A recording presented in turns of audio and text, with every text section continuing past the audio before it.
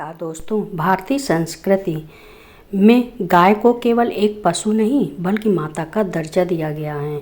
सनातन धर्म, ज्योतिष शास्त्र और वास्तुशास्त्र में गाय को रोटी खिलाने के इतने अधिक लाभ बताए गए हैं कि इसे मानव जीवन की कई समस्याओं का रामबाण उपाय माना जाता है। यहाँ इस पुण्य कार्य से युद्ध रोचक तथ्यों और लाभों का विस्तृत विवरण दिया गया है। एक धार्मिक और आध्यात्मिक महत्व धर्म ग्रंथों के अनुसार गाय के शरीर में 33 प्रकार के देवी देवताओं का वास होता है। इसलिए गाय को रोटी खिलाने का अर्थ है एक साथ सभी देवी देवताओं को भोग लगाना, पुण्य की प्राप्ति। शास्त्रों में कहा गया है कि जो व्यक्ति नियमित रूप से गाय को रोटी खिलाता है उसे न केवल इस जन्म में बल्कि अगले जन्मों में भी सुख की प्राप्ति होती है। पहली रोटी का नियम।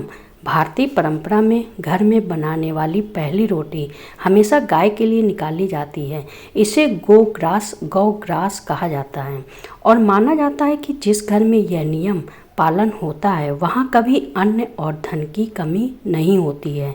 तीर्थों का फल। प्रश्न पुराण के अनुसार गाय की सेवा करने और उसे भोजन कराने से मनुष्य को सभी तीर्थों के दर्शन और स्नान का पुण्य घर बैठे ही मिल जाता है। मोक्ष का द्वार ऐसी मान्यता है कि जीवन के अंतिम समय में गौ सेवा करने वाले व्यक्ति को वैतरणी नदी पार करने में आसानी होती है, यानी उसे मोक्ष की प्राप्ति होती है। 2 ज्योतिषी लाभ और ग्रह शांति। ज्योतिषी शास्त्र में नवग्रहों की शांति के लिए गाय को रोटी खिलाना सबसे सरल और शक्तिशाली उपाय बताया गया है। सूर्य और मंगल। यदि आप रोटी में थोड़ा सा गुड़ जैगरी रखकर गाय को खिलाते हैं तो इससे आपकी कुंडली में सूर्य और मंगल ग्रह मजबूत होता है। इससे आत्मविश्वास बढ़ता है और सरकारी कार्यों में सफलता मिलती है।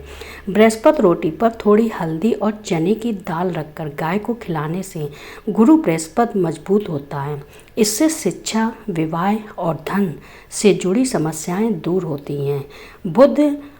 बुधवार के दिन गाय को हरी घास या पालक के साथ रोटी खिलाने से बुध ग्रह के दोष दूर होते हैं।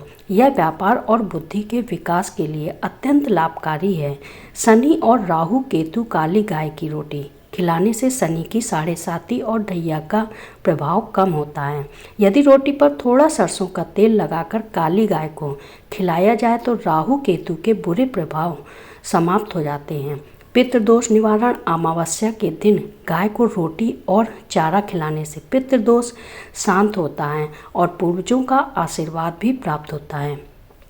3 वास्तु और पारिवारिक सुख। वास्तु शास्त्र के अनुसार गाय में सकारात्मक ऊर्जा, पॉजिटिव एनर्जी का भंडार होता है।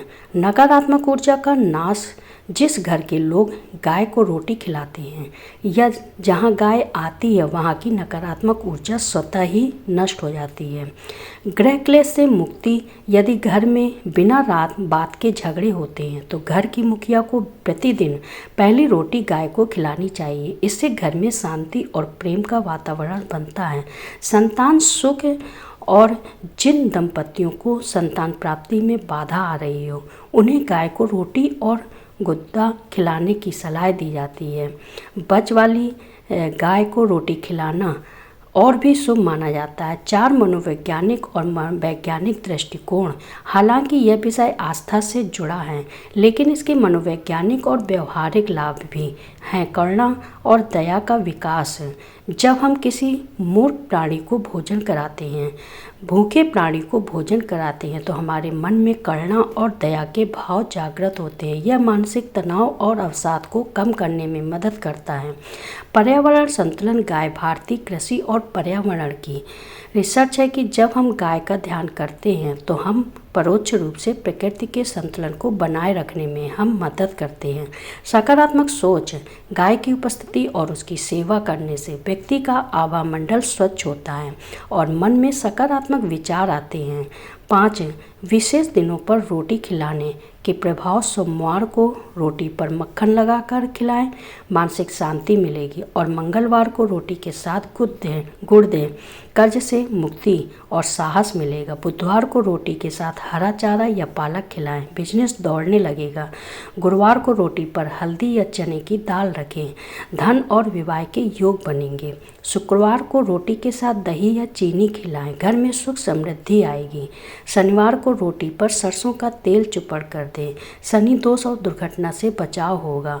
और रविवार को रोटी और गुड़ खिलाएं, समाज में मान बढ़ेगा। गाय को रोटी खिलाना केवल एक धार्मिक अनुष्ठान नहीं है, बल्कि यह जीवन जीने की एक कला है।